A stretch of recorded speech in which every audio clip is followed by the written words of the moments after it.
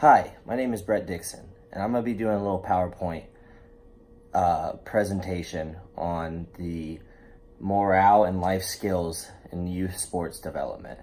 So here's my presentation. So just a little introduction. My name is Coach Brett Dixon, and for the purpose of this, I'm going to be acting like I'm presenting this to a group of youth athletes or any team I have. So the first thing I'd start with is an introduction of myself. So, my name is Brett Dixon. I have experience in a lot of different sports. In high school, I played soccer, baseball, a little bit of basketball, and club soccer. So I've been around the sport world for a while. I grew up in it, so I know it. And I hope to share some knowledge and tips that I've learned and also done some research on, and hopes to help the kids and help you guys understand better. So for the agenda, I got a little definitions to go through about youth development when it comes from sportsmanship or life skills, but just gonna run through some definitions, and hopefully those will make sense and clear up so we're on the same page. Then I'm gonna talk about the importance of sportsmanship. Our subject right now is how to handle it and deal with it and how to actually develop from it. So hopefully that is a helpful section too. Continuing, we're going to do some moral behavior. Moral is just how you handle things and how you believe in things, what you believe in and what's right and what's wrong. And then I'm going to do some coaching methods related to real life situations. The purpose of this is I want to teach others how to do some coaching steps that could be helpful when talking to youth and then thinking about doing your coaching plans and how to teach all these skills and things like that. So let's continue this on. So first thing I want to define is character. The text defined character as a group of positive moral or ethical qualities that are revered by society. So that's just pretty much saying how you see things and what society says that are good. Why is it important? Because to be morally good and sportsmanship, you've got to have character. A good character shows a lot about a person, and it's a huge thing to have. But what I did find is there is confusion because it is so broad. A character can mean so many different things. Nowadays, a offense term, you could call someone as a character when they're acting silly or something. So they the texts like to break up character because it's way too broad. And so it's broken up into other categories such as life skills, sportsmanship, moral behavior, aggression, and aggressiveness. And all these together make a person's character and helps it explain it better. So let's continue on here. Let's talk about some life skills. Life skills include moral values along with physical competence and learning how to play. So as you can see, learning how to play a sport would be a physical competence. That's how you know, how are you athletic, how do you do something. That just shows, that's a skill in its own. Continuing, it's social competence. How do you handle situations? How do you interact with people, communicate? It's often called pro-social behaviors, how you act. And this is a note too, if you're working with, the population where they're underperforming and they're a little slower learning all these things, you may find difficulties in this category, and you might have to focus more on the social competence because it's a very important thing for not even sports, but real world stuff. And then it also has stuff to do with decision-making and academic skills. Like I said, being able to answer questions in class, being able to see a problem and work your way to a solution is one idea too. Final two categories are life skills is emotional competence and behavioral competence. Emotional competence is more of how do you handle certain situations. Do you get way too angry and have to quit? Are you happy about everything? Do you care? Behavioral competence is almost the reactor of that. How are you handling it? How are you dealing with it? What's your behaviors like? And all these together make pretty much the life skills category. So continuing on here, sportsmanship. The text defined it as acting in ways that promote fairness and mutual respect in competition, even when these actions allow strategic gain by the opponent. Perfect example I found was calling fair shots on tennis. So if it's hitting the line, you're doing the right thing. You're not saying, oh no, that's in, even though you know maybe it probably went out, but you're still doing the right thing and telling the line judge or whoever it is that it's not. And you can relate it to any sports, but I just like the tennis example a lot. So in research from the article we had to read, the top response from players on what sportsmanship means to them, they asked youth players, and the things they said were, the top ones were, don't hurt anyone, take turns, allow everyone to play, be in a fair sport, not just letting one person do all the work, but giving chances to the people who normally wouldn't get the chances. Also, don't yell at others for mistakes. It's a huge thing that people see sportsmanship as. People are bound to make mistakes throughout life, and for you to not yell at them or call them out of their wrong, that just shows true sportsmanship as well. Also, don't cheat. I mean, that's very common. It doesn't have to be just sports when it comes to that. You don't want to cheat on tests. You don't want to get a slight hedge. You want to do the work and get it done yourself. So that's very important too. I also found another great article on Ohio University libraries titled Promoting Sportsmanship in Youth Sports. And I thought it was a great article because it ties well with the definition and other things in the section of the article that we had to read. The article was by Jay Goldstein and Seppo Iso Ahola. I don't know if I'm pronouncing that right, but that's the name. The importance of this article, I thought, was it breaks down sportsmanship into 4 components, how to get to it, constructs underlying theories, empirical evidence, and application and education. Application and education go together, but so it's just important because it really broke down like how to get to teaching it, almost how to explain it to youth. And in the article also, they said the number one problem is coaches overemphasizing on winning. I know from personal experience, when I played soccer, all our high school coach cared about was winning. Win this, you got to win this. That's all it was at the end of the day to him. And at the end, it was a downfall for the team because we were focused on that.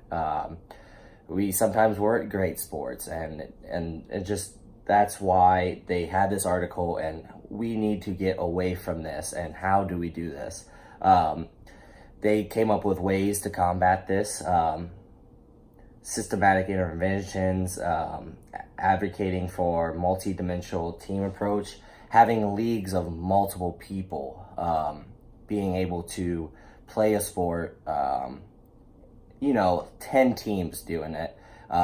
There's so many difference. If there's just 2 teams on every day playing each other league, the chances are it get more competitive, it get more unsportsmanlike. But with the multi-dimensional team approach, you're having multiple players on different teams. Winning isn't important. It's more of having fun and competing at a high level without overdoing it. I thought this was a great article. They had so many other stuff that could be helpful for this topic too. But I wanted to summarize it to that. So if we want to continue here, we go to moral behavior. And the simple definition I found is doing the right things for the right reason.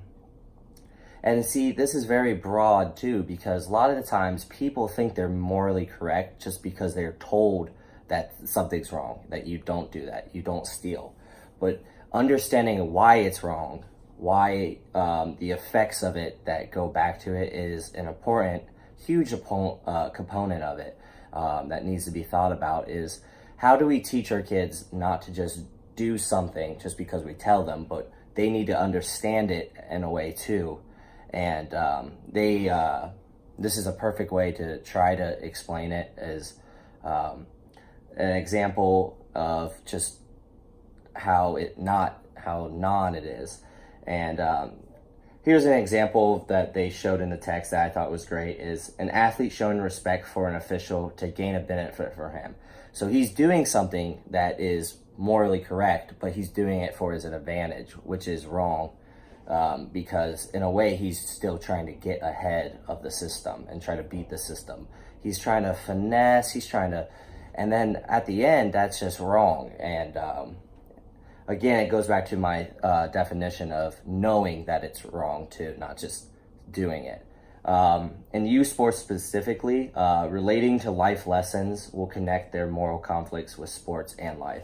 And what I mean by that is when you explain to someone a life instance, like, hey, if you steal here, someone's not going to get it later in life. If you could tie it with life lessons, not only they can relate it to sports, but they can also relate it to their real lives. And that's huge for remembrance purposes and more. But I talk about that a little bit later. So let's continue to coaching methods I thought of. In youth sports, winning should not be a lesson. Winning is a part of the game, and it always will be, but it should not be the main point. The main point is to better yourself, better your teammates, and overall just have fun, learn, develop, grow. Sports should be taught as a lesson, but winning should not be taught as a lesson. You're going to lose just as much of time as you win, and if you're always counting on winning, it is never good for you. Like I said before, the number one problem with sportsmanship is feeling the need to always win. So again, just reinforcing not winning, and that is not, at the end of the day, that's not the most important thing. And I thought of ways to combat this is by taking away scoring in practices and sometimes in real life. Doing some research, I found that lots of age groups below the age of 10 are eliminating scores altogether in competition for little league and sports and stuff. They're almost taking away scoring totally, so no one ever wins. Everyone just is learning, everyone's playing. And it's kind of young to see what the effects are of that, but I think with the younger generations coming up that this could be a good idea. Coaching method number 2, require all players to help teammates and opposing opponents up from falling. And that's very broad and specific almost. What I mean by this is when you're in competition, you're going all at it, you're going to have people falling down, you're going to have people upset, you're going to have people disappointed. What I meant by that quote is just picking them up, picking up their morale. You tell them, hey, good game, good this, help them up, give them a friendly tap on the shoulder. All this could also help sportsmanship. That just shows a great side of maturity and overall coaching. If you're able to coach this, your players will be more respectful, I feel like, because they're dealing with not only their opponents, but their teammates. It also helps with inclusion. If you are doing this, helping everyone the same way, it feels like it's more of a community, and overall, I put the quotes brotherhood of the sport. If obviously with girls, it could be a sisterhood, but that to me is a really important thing and something I've always practiced in my life when I've played. And then coaching method 3 is positive feedback session. I wrote this in big text, avoid yelling for mistakes, because another thing I found while doing research is sportsmanship goes down when they feel like they need to win. And when do they feel like they need to win is when the coaches are yelling at them, telling them, you're making a mistake, we're going to lose because of this. But that's not the point. You want to go back, have positive feedback sessions at the end of practice, a little side by side. Hey, what were you thinking there? That's a great point of the view, but let's look at this point of view. Being able to do that with your players will overall help sportsmanship as well. Coaching methods for moral behavior. Coaching method 1, explain to youth players why something is right. I said something about this a little bit earlier in the presentation. I mentioned they do something just because they're told, but they don't know why they do it. They're just told to do it. But explaining to them why it's right is a huge factor in how they make decisions, how they do real life tasks. And we just want the players overall to know what is right. Why is this right? All that. Coaching method 2, in breakup sessions or practice, encourage discussion and why things happen. Sitting down with your players, having little sessions, let them talk to each other, let them explain, like, hey, we need to do this, but as long as it's in a positive environment, it could be beneficial for all the players, and overall the parents too. If they understand what's going on and you're communicating with everyone, there's less emphasis on winning and more emphasis on healthy discussion, healthy performance. I also mentioned this avoids hostility and angry aggressiveness for parents. If they see their kids more comfortable talking to each other in a healthier fashion instead of a yelling fashion, they could overall be more happy too. Finally, coaching method 3, when faced with a decision, try to relate it to a life lesson. Like I said, I came back to this point because I thought this was huge. Life lessons are also easy to remember for younger players. I know when a coach related to me in a way that I could personally understand it, I know I remembered it 1,000 times more. And I thought this was a good idea too for youth players, relating like, hey, you're in school. The teacher says, hey, everyone be quiet. What are you gonna do? Are you gonna be loud? Are you gonna be quiet? Or someone else speaks up and starts talking. It's how do you handle those situations? And if you can handle that, they can also relate it back to sports. And that's what we overall want to do. Come together with sport and real life, and overall help our kids and our youth athletes develop into better morally conscious and know what their behaviors are more like. And then, like I said, it connects with real world issues too, and it goes outside of sports, but it's still, we're developing in this environment, which helps them. So in conclusion, we defined character, life skills, sportsmanship, moral behavior. These were all important things that make up this whole topic. And how do we develop our youth is you got to look at those definitions first and really understand them. And if we can explain it to our players as well, it'll be overall, they'll understand it more. They'll know what they're looking for and what that actually means. We also learned some coaching methods for youth athletes for sportsmanship and moral behavior. I think these are huge tips and tricks and good methods that we could overall do to overall shape our players a little bit better.